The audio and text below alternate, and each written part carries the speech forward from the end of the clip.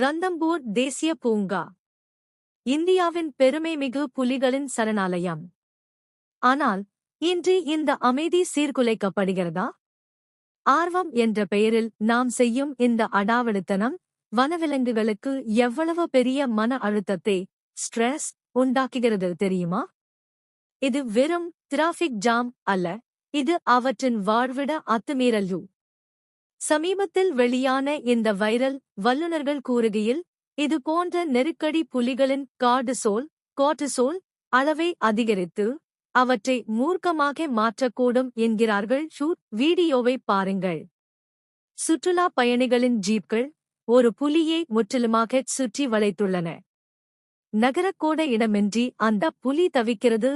வனவிலங்குகளை ரசிப்போம், ஆனால் அவற்றின் சுதந்திரத்தை பறிக்காமல். பொறுப்பான சுற்றுலாவே ரெஸ்பான்சிபிள் டூரிசம் இயற்கையை பாதுகாக்கும். சிந்திப்போம்.